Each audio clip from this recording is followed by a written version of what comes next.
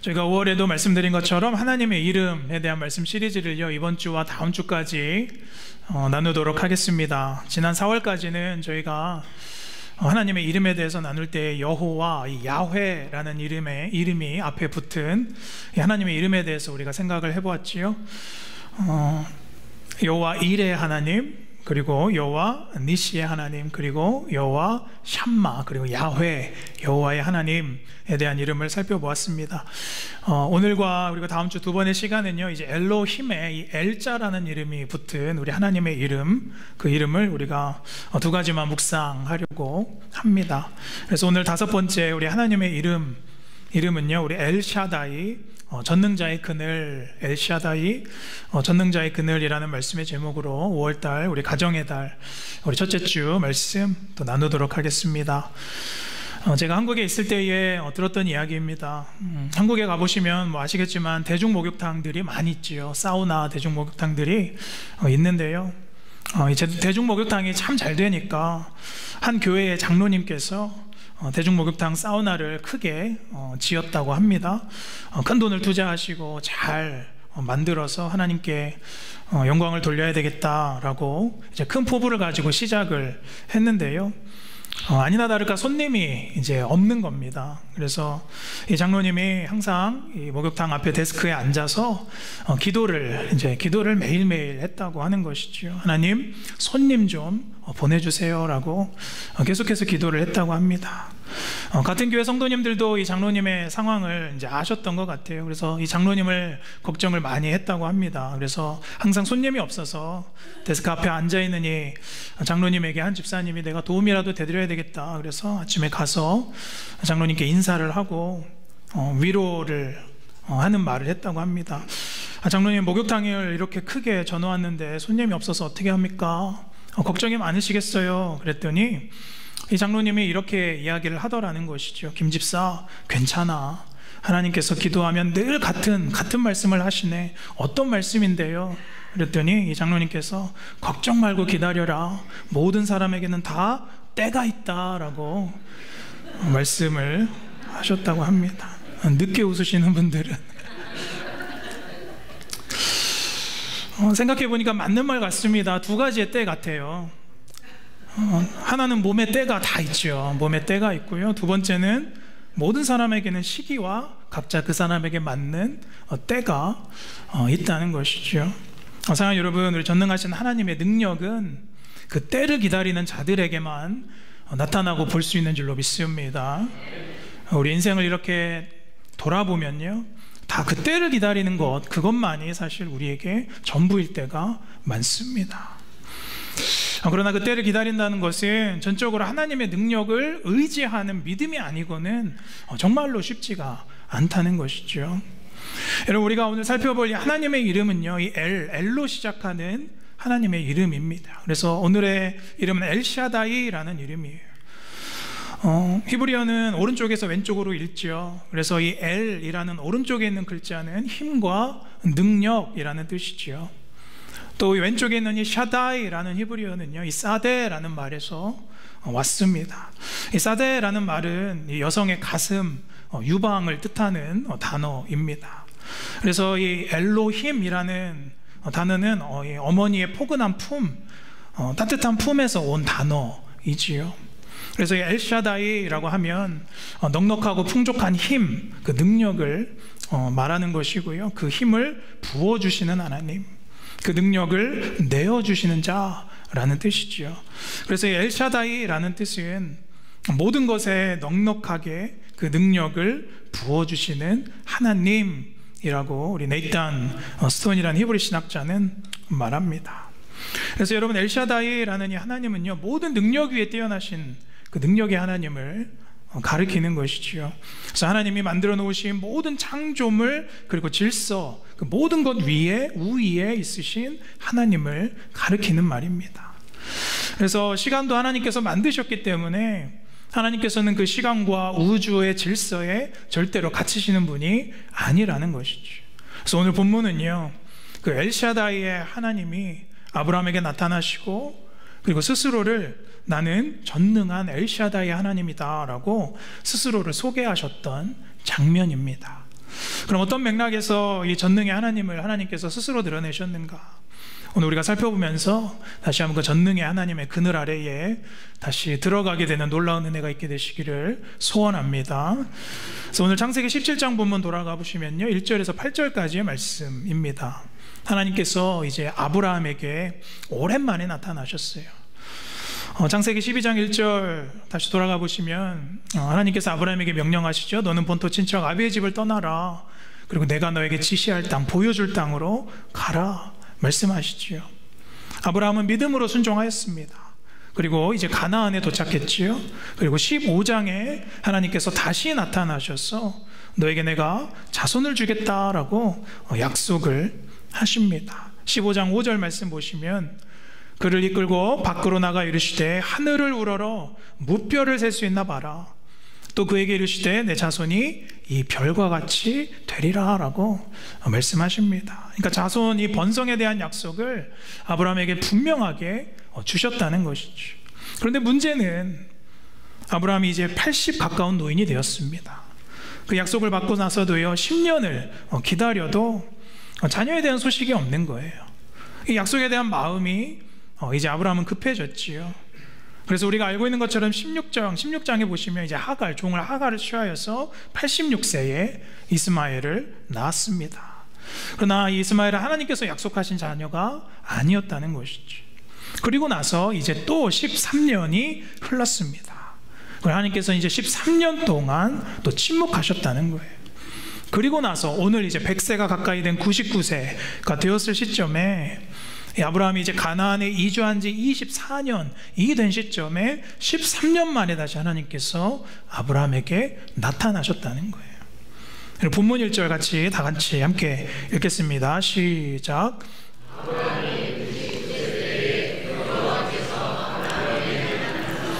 그에게 이르시되 나는 전능한 하나님이라 너는 내 앞에서 행하여 완전하라.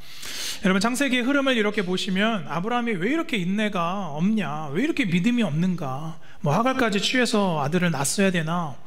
사실은 이러한 질문보다 오히려 하나님이 좀 짓궂으시고 하나님께서 너무 그 약속을 더디 이루시는 것이 아닌가라는 생각이 듭니다. 나이는 80이 넘었는데 자식을 주시겠다고 약속하셨죠. 약속을 하셨는데 10년이 지나도요 깜깜무소식입니다. 그럼 우리 같아도 편법을 생각을 하게 되겠죠. 그리고 이제 나이는 99세 100살이 가까이 되었습니다. 그런데 하나님께서 또 13년 만에 나타나셔서 하신다는 말씀이 나는 전능한 하나님이다, 내 앞에서 완전하라 라고 말씀하시는 거예요. 근데 이 말씀이 아브라함에게는 사실 이해가 되었을까 우리는 생각해 보는 거예요. 아니, 뭐가 전능하시다는 이야기인가, 그리고 내가 어떻게 행하는 것이 하나님의 완전한 길인가 당연히 궁금하겠죠. 2절과 4절에 보시면 하나님께서 내가 내 언약을 너와 나 사이에 두어서 네가 크게 번성하리라. 4절로 보시면 보라 내 언약이 너와 함께 있으니 너는 여러 민족의 아버지가 될지라. 여러분, 사실 이 약속은요 아브라함에게는 처음의 약속이 아닙니다. 이미 오래전에 주셨던 약속이에요. 그러니까 아브라함의 입장에서는 하나님께서 이 약속을 처음 주실 때는 당연히 가슴이 벅찼겠죠. 그런데 시간이 점점 흐르면서 이것이 뜬구름 잡는 이야기일 수도 있다는 거예요. 아니, 하나님 증거를 보여주셔야 전능한 하나님을 제가 믿고 제가 완전한 바른 길로 행할 것이 아닙니까? 그 생각이 정상적인 생각이죠. 그래서 여러분, 성경은요 당시 아브라함의 마음을 살짝 비춰주는 장면이 있죠. 우리 17장 17절 보시면 함께 읽겠습니다. 시작. 아브라함이 엎드려 쓰며 마음속으로 이르되 100세 된 사람이 어찌 자식을 낳을까? 사라는 90세니 어찌 출산하리요? 하고. 여러분, 우리가 이 구절을 볼 때 단지 유머러스한 구절로 우리가 생각을 하지요. 참, 여러분, 성경에요 그 어떤 인물도 아브라함과 같은 인물은 없습니다. 그의 믿음이에요. 그러나 약간의 의심과 인내에 대한 한계를 우리가 이 구절을 통해서 발견하게 되는 것이죠. 그래서 어쩌면 아브라함에게는 위기가 왔을 수도 있어요. 자, 여러분, 우리가 전능하신 하나님을요 믿지 못할 때가 언제입니까? 가장 믿지 못할 때가 언제예요? 의심하는 경우가 그래요. 언제 우리가 하나님을 의심합니까? 때가 길어질 때 하나님을 의심해요. 아브라함처럼 내가 믿음으로 순종하고 믿음으로 안 해본 게 아닙니다. 다 해보았는데 상황이 내 뜻대로 되지 않는 거예요. 더 악화되는 거예요. 이게 아닌데. 예상대로 안 흘러갈 때, 응답이 안 보이고 길이 안 보일 때 우리는 하나님의 능력을 의심하기 시작하는 거예요. 그것이 오늘 1절에서 보여주는 99세라는 숫자입니다. 이 99세라는 이 숫자는요, 지체됐던 시간, 또 아브라함에게 생체학적으로 아무것도 할 수 없는 나이, 기적이 아니면 일어날 수 없는 그때에, 그러나 반전이 무엇이지요? 하나님께서 그때 찾아오셔서 나는 전능한 하나님이다, 엘샤다의 하나님이 찾아오셨다는 것이죠. 사랑 여러분, 여러분에게 위기가 왔을 때, 또 더 이상 버틸 힘이 없을 때 전능하신 하나님, 그 엘샤다의 은혜가 여러분에게 부어지는 줄로 믿습니다. 하나님의 능력을 받기에 그때가 가장 완전한 때이다 라는 것을 기억하셔야 된다는 거예요. 그래서 첫 번째로 우리가 엘샤다의 하나님을 통해 보고 싶은 첫 번째 메시지는요, 같이 함께 읽겠습니다. 시작.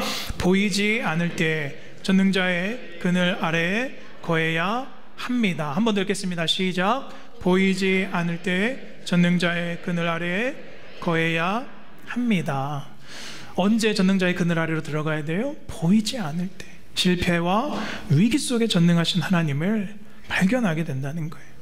여러분, 이 엘샤다이 전능한 하나님이라는 이름은요, 구약에 48번 정도가 나옵니다. 그런데 그 48번 중에요, 31번, 31번이 어떤 성경에 나오냐면 욥기서에 나와요. 여러분, 우리가 욥기의 말씀 잘 알고 있지. 어떤 말씀의 상징인가요? 고통과 인내, 그리고 시험을 견뎌낸 후에 받게 되는 하나님의 복에 대한 말씀이지요. 그래서 우리에게 하나님의 전능하심은 결국에는 위기와 고통의 순간과 인내와 또 시간이 더디 걸릴 때를 통하여서 하나님의 전능하심이 우리에게 느껴진다는 거예요. 경험되어진다는 것이죠. 욥기 11장 7절 말씀 함께 보시면 같이 함께 읽겠습니다. 시작. 내가 하나님의 오묘함을 어찌 능히 측량하며 전능자를 어찌 능히 알겠느냐. 여기에서의 전능자는 엘샤다이라는 하나님의 이름이에요. 그래서 욥기 5장 18절에 하나님은 아프게도 하시다가 싸매시고 상하게도 하시다가 그의 손으로 고치시는 하나님이다 라고 말씀하고 있는 이 믿음을 품게 되시기를 소원합니다.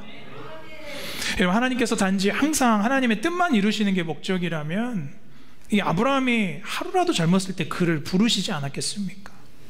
그를 기다리게 할 필요가 없고요, 또 자녀를 바로 주지 않으셨을까 싶어요.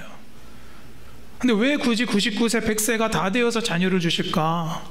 왜 지칠 때까지, 더 이상 인내하기 힘들 때까지 하나님은 그렇게 두실까? 사랑 여러분, 하나님께서는요, 하나님의 능력으로 우리가 성장하길 바라시는 줄로 믿습니다. 우리의 믿음이 성장하길 바라신다는 거예요.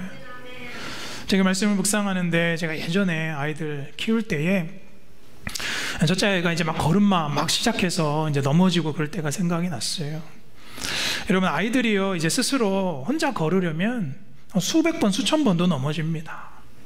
그런데 그 어느 부모도 아이가 막 걸음마 시작하고 이제 걷기 시작할 때 넘어진다고 해서요, 보기 힘들어서 야, 안 됐다 그래서 아이가 걸어야 할 때 안고 다니거나 유모차에 태워서 다니는 부모는 없습니다.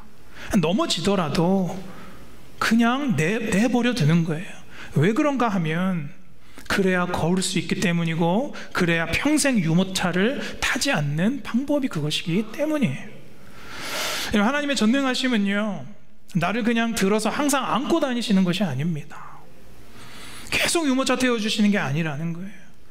하나님의 전능하심은 그 힘을, 그 은혜를 내가 받아서 나의 믿음이 성장하고, 할렐루야, 내가 믿음으로 스스로 걷는 것인 줄로 믿습니다. 그게 하나님의 능력이요, 하나님의 전능하심이 우리의 삶 가운데 작용하는 힘과 능력이라는 거예요. 자, 여러분, 우리는 하나님의 전능하심을 오해할 때가 많지요.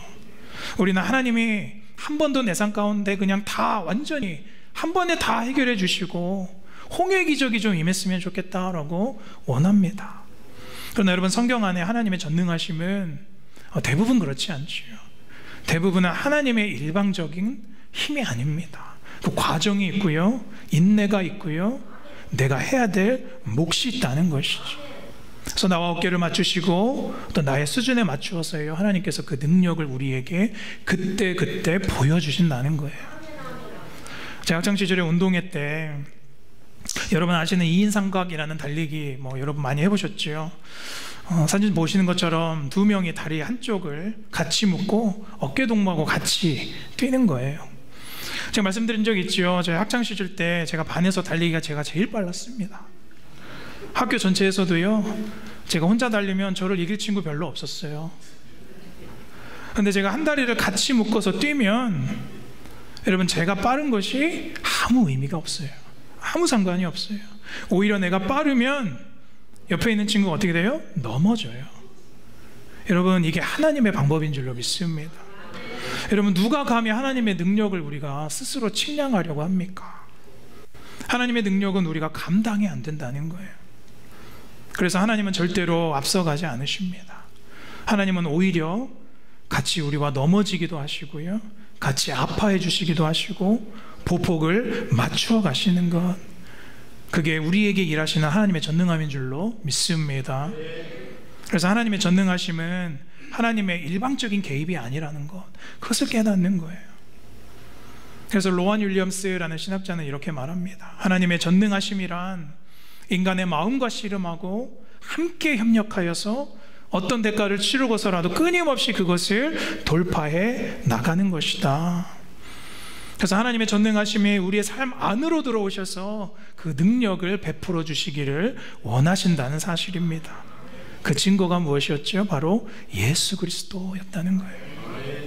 이 땅에 그 성육신 하셔서 오신 예수님, 하나님께서 직접 이 땅에 오셔서 우리와 같은 모습이 되신 거예요. 그게 성경이 말하는 하나님의 전능하심인 줄로 믿습니다. 높은 곳에서 하나님께서 일방적으로 심판하실 수 있으셨고요, 일방적으로 말 한마디로 하나님의 나라를 건설하시고 이루실 수도 있었겠지만, 그 하나님의 능력을 우리가 발견하고 우리가 참여하고 경험할 수 있도록 하신 것이 은혜인 줄로 믿습니다. 그래서 오늘 아브라함의 위기는요, 크게 두 가지예요. 먼저는 육체적 위기가 찾아왔죠. 처음 자식을 약속받았을 때보다 더 늙었어요. 이제 100세예요. 그리고 영적인 위기가 찾아왔죠. 마음 안에 의심이 들기 시작하고 인내의 위기가 왔어요. 그러나 정말로 아브라함이 대단한 것은요, 그 위기를 무엇으로 극복해요? 다시 믿음으로 극복했다는 것이죠. 자, 여러분, 아브라함과 이삭과 야곱 모두 다 위기에 빠졌을 때요, 진짜 전능하신 하나님을 경험했었다는 거예요. 힘이 다 빠졌을 때, 야복 강가에서 또 베델에서 또 위기 속에, 실패 속에 하나님이 그들에게 찾아오셨다는 거예요. 이러한 역사가 여러분에게 있게 되기를 소망합니다. 사랑 여러분, 정말로 지금 내가 안전하지 않다고 느끼십니까? 내가 정말 너무나 불안하고 요즘에 또 위험한 상황이라고 여겨지십니까? 그러나 감사하시기를 소원합니다. 감사하셔야 돼요. 여러분, 오히려 위험해야 우리가 안전하다는 거예요. 왜냐하면 우리의 믿음은 정말로 위기 속에서 우리의 믿음이 발현되기 때문인 거예요. 사랑 여러분, 그분의 전능하심은요, 위기에 강력한 줄로 믿습니다. 오히려 위기가 안 느껴진다면 그것은 더욱더 위험한 것입니다. 계시록 3장 16절에 보면 라우디게아 교회가 나오죠. 이 라우디게아 교회는요, 사실 위기를 몰랐던 교회입니다. 리스크 없이 안전만을 추구하다가 교회가 하나님께 책망받았던 그런 교회예요. 차든지 뜨겁든지 하라. 사랑 여러분, 복음을 향해서 교회가 도전하고 전투하는 교회가 전능하신 엘샤다이 하나님을 경험하게 되는 줄로 믿습니다. 그런 교회가 되기를 원해요. 그래서 여러분, 최근에 실패한 경험이 있다면 그것을 하나님께 올려드리시기를 원합니다. 주님께서 말씀하시는 거예요. 나는 너의 전능한 엘샤다이의 하나님이다. 내 앞에서 완전하고 그 믿음을 행하라. 믿음으로 그 전능의 그늘 아래 들어가시기를 축복합니다. 자, 두 번째, 우리 함께 오늘 엘샤다이 하나님 같이 읽겠습니다. 시작. 시험을 당할 때 전능자의 그늘 아래에 거해야 합니다. 한 번 더 읽겠습니다. 시작. 시험을 당할 때 전능자의 그늘 아래 거해야 합니다. 코람데오의 믿음을 품어야 한다. 자, 오늘 1절에 나는 전능한 엘샤다이 하나님이다. 너는 내 앞에서 행하여 완전하라 라고 아브라함에게 말씀하시죠. 여기서 이 완전하라, 이 be blameless 라는 뜻은요, 흠이 없는 사람이 되라 라는 첫 번째 뜻이 있고요. 그 다음 두 번째, 이 말은 믿음에 있어서 흔들리지 마라. 너의 삶을 믿음으로 일관해야 한다 라고 말씀하고 있는 거예요. 근데 이 말씀 앞에 뭐가 붙어 있어요? 어디 앞에서? 내 앞에서 라고 붙어 있죠. 라틴어 코람데오 라는 말이죠. 내 앞에서 너의 믿음이 일관되어야 된다라는 거예요. 여러분, 아브라함의 인생 전체를 우리가 이렇게 놓고 보면 그때 한때 다 시험거리였지요. 늦은 나이에 다 버리고 고향을 떠나라 라고 말씀하시죠. 그리고 이삭을 번제로 드려야 한다 라고 말씀하시죠. 그리고 하나님은 계속해서 시험을 주세요. 그러나 여러분, 아브라함의 믿음은 일관적이었다는 거예요. 여러분, 아브라함은 그 시험을 다 통과하지요. 오늘도 하나님께서 아브라함에게 13년 만에 침묵하시다가 나타났지요. 사랑하는 여러분, 하나님의 침묵도 우리에게 시험인 줄로 믿습니다. 하나님께서 여러분에게 지금 침묵하고 계시는 것이 있다면 그것이 시험이라고 믿으셔야 돼요. 그러나 그 시험만이 우리의 지경을 넓혀 주신다는 것이지요. 그 시험이 아브라함의 지경을 계속해서 아브라함의 인생 가운데 넓혔다는 거예요. 그래서 한 목사님은 이렇게 표현하십니다. 하나님께서 아픔과 시험, 고통을 주시는 이유는 우리 육에 있는 독소를 제거하고 하나님이 거하실 땅을 넓히기 위함이다 라고 말씀하시죠. 사랑하는 여러분, 시험이 없는 인생이 없지요. 오늘 말씀 17장 5절 함께 돌아가 보시면, 이제 하나님께서 이제 후로는 내 이름을 아브라함이라 하지 아니하고 아브라함이라 하리니 이는 내가 너를 여러 민족의 아버지가 되게 하려 함이라. 이 아브라함이라는 이름 자체가요, 열국의 아비라는 뜻입니다. 성경에서요, 하나님께서 우리의 이름을, 사람의 이름을 바꾸실 때는 크게 두 가지의 경우입니다. 첫 번째는 약속의 때가 되었을 때, 그리고 시험을 이겼을 때 이름을 바꾸시죠. 그리고 세 번째는 새로운 부르심, 그 사명을 주실 때에 이름을 바꿔주시죠. 그래서 야곱이 이스라엘이 되고 또 예수님 앞에 바요나 시몬이 베드로가 되었던 것을 기억해 보죠.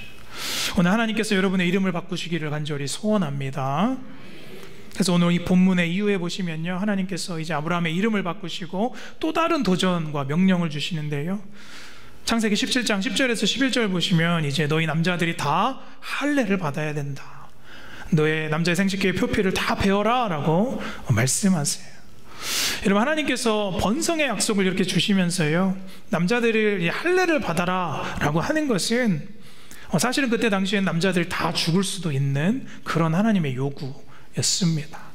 당시에는 항생제도 없었고요, 마취제도 없었어요.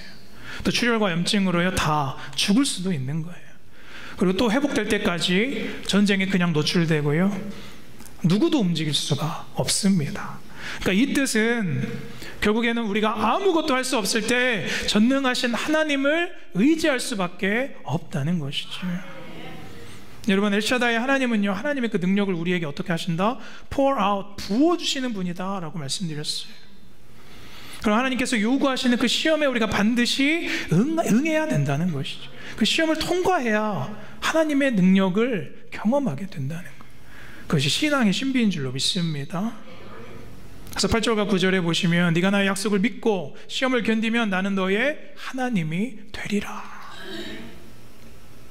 그리고 하나님께서 우리에게 요구하시는 또 다른 질문은요, 내가 너에게 전능함을 보일 터인데 나는 너의 하나님이 될 것인데 너는 지금 무엇을 준비하고 있느냐, 무엇을 기다리겠느냐라는 거예요.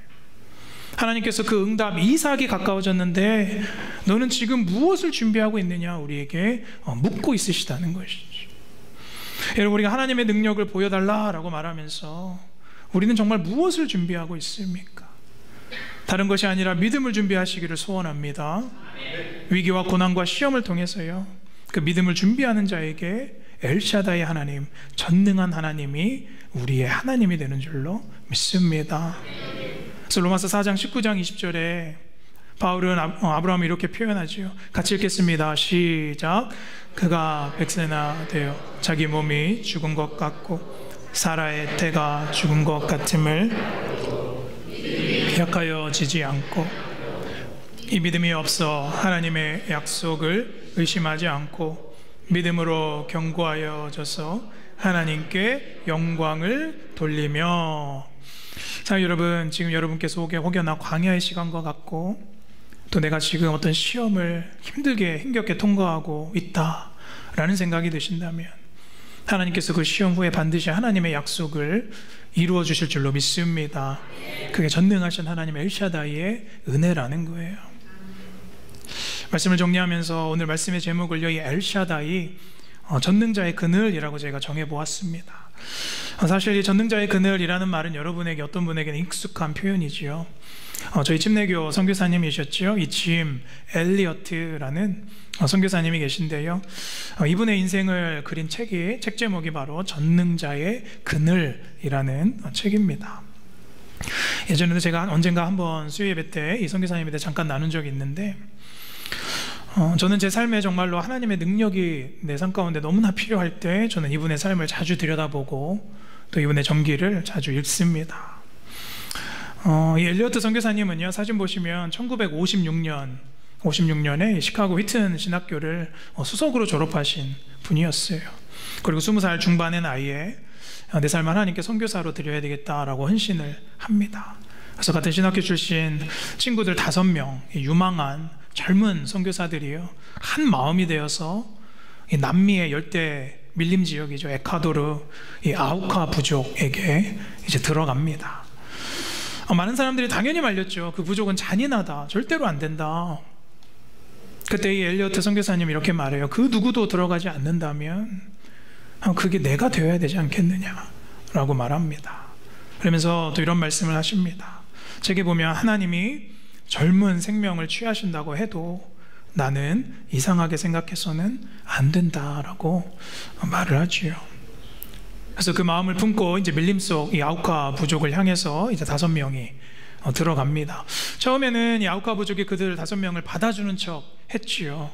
그런데 3개월도 되지 않아서 1956년 1월 8일 5명 모두가 아우카 부족의 창으로 살해가 됩니다.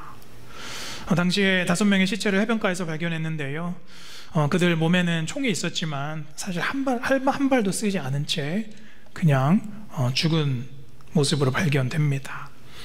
그래서 당시 미국의 주간지였죠. 라이프 신문에는 이렇게 기사가 떴어요. What unnecessary waste. 그러니까 불필요한 낭비. 이 젊음들이 얼마나 불필요한 낭비냐라고 그 기사의 제목으로 사람들을 조롱했습니다. 그래서 엘리어트 선교사님은 결혼한 지 27개월밖에 되지 않았고요. 사진 보시면 아내 이 엘리자베스 엘리어트가 있었습니다. 그리고 이 엘리자베스 엘리어트는 3년 있다가 남편이 죽은 아우카 부족의 밀림 속으로 다시 자신이 직접 선교하기로 결정하고 들어갑니다. 그리고 감사하게도 16년 동안 그곳에서 선교를 하고 헌신을 하였고요. 더 놀라운 것은 자신의 남편 엘리어트를 죽인 그 부족장을 예수님을 영접시키고 목사로 만듭니다. 이 역사가 선교 사역에 있어서 아주 괄목할 만한 열매이지요. 나중에 엘리어트 선교사가요, 선교지로 가면서 스스로에게 썼던 메모가 아주 유명한 말이죠. 여기에는 이렇게 써 있었습니다. He is no fool who gives what he cannot keep to gain what he cannot lose. 이 말은 영원한 것을 얻기 위해서 영원하지 않은 것을 버리는 사람은 결코 바보가 아니다. 그 전능하신 하나님의 그늘 아래로 들어갔던 그 짐 엘리어트를 생각하면서요, 엘리자베스가 쓴 책이 바로 전능자의 그늘이라는 책이지요. 그럼 왜 이 책의 이름이 전능자의 그늘인가? 왜 이것이 하나님의 전능하심인가? 우리 침례교회 신학자죠, 존 파이브 목사님은요, 이것을 이렇게 정의합니다. 이 책을 전능자의 그늘로 이 엘리자베스가 정한 이유는 하나님의 백성의 피난처는 고통과 죽음을 모면하는 피난처가 아니라 최종적인 패배에서 벗어나는 것이 바로 피난처다. 그것을 이 사람이 확신했기 때문이다 라고 말하는 거예요. 무슨 뜻입니까? 우리의 피난처는 좀 여유롭게 살고 행복하게 살고 좋게 사는 것이 우리의 피난처가 아니라 영원한 생명이 있는 곳이 우리에게 피난처가 된다는 사실이죠. 여러분, 저는 이 책을 저희가 6월달, 7월달에 선정도서로 좀 정해서 우리 선교팀과 함께 같이 읽으려고 합니다. 자, 여러분, 하나님을 위해서 젊음을 바치고 또 목숨을 바치는 인생 드물고요, 하나님께서 우리에게 그렇게 헌신하라고 요구하시지도 않습니다. 그런데 자, 여러분, 우리에게 정말로 이 엘샤다이 전능하신 하나님이 나에게는 어떤 의미인가 오늘 우리가 돌아보기를 원합니다. 오늘 우리는 이 엘샤다이 하나님, 그 전능하신 하나님을요, 내 기준으로만 오해할 수도 있다는 거예요. 우리는 하나님의 그 전능하심이 기도가 바로 응답될 때, 또 기적이 막 일어날 때 하나님께서 전능하시다라고 믿게 되지요. 그것도 맞지요. 내 때에 맞게 응답하실 때, 내 삶의 전적인 변화가 막 나타날 때 하나님 전능하시다라고 말하지요. 그러나 우리는 그 하나님의 능력을 가지고 내가 능력 있고 싶어 할 때가 많다는 거예요. 그러나 오늘 하나님의 전능하심은 십자가의 죽으심이 성경에서 말씀하고 있는 하나님의 전능하신 줄로 믿습니다. 죽어질 때 나타나고요, 그것이 십자가의 죽으심으로 보여주신 하나님의 엘샤다이 전능하심이라는 거예요. 여러분, 우리의 삶은 역설적입니다. 하나님께서는 아브라함이 99세가 될 때까지 그의 힘을 빼셨어요. 시험과 고통과 고난을 계속해서 통과해야만이 하나님께서 약속을 이루어 주신다는 거예요. 결국엔 나의 약함을 인정해야 하나님의 강하심이 우리 삶 안으로 들어오게 된다는 거예요. 고린도후서 12장 9절 마지막으로 함께 같이 읽겠습니다. 시작. 나의 여러 은혜가 내게 족하도다. 이는 내 능력이 약한 데서 온전하여 짐이라 하신대라. B도 읽겠습니다. 그러므로 도리어 기뻐함으로 나의 여러 약한 것들에 대하여 자랑하리니 이는 그리스도의 능력이 내게 머물게 하려 함이라. 내 약함에 대해서 자랑할 때 이는 그리스도의 어떤 게? 능력이, 힘이 내게 머물게 하려 하겠다. 자, 여러분, 우리는 그 어느 누구도 강하지 않습니다. 우리는 무능해요. 내가 강하고 내가 잘났고 내가 잘하고 내가 고집이 있을 때 하나님의 전능하심은요, 우리 삶 가운데 절대로 나타나지 않습니다. 그 전능하신 하나님께서 오늘 우리의 이름을 아브라함에서 아브라함으로 바꾸시기를 원합니다. 하나님의 전능하심이 우리 안에 거할 수 있도록 그 그늘 아래 들어가시기를 소원합니다. 그 때가 되었다는 거예요. 오늘 누가 저와 함께 그 전능한 그늘 아래로 같이 들어가시겠습니까? 한 주 동안 엘샤다이의 그 전능의 그늘 아래 거하게 되시는 축복이 여러분에게 있게 되시기를 소원합니다.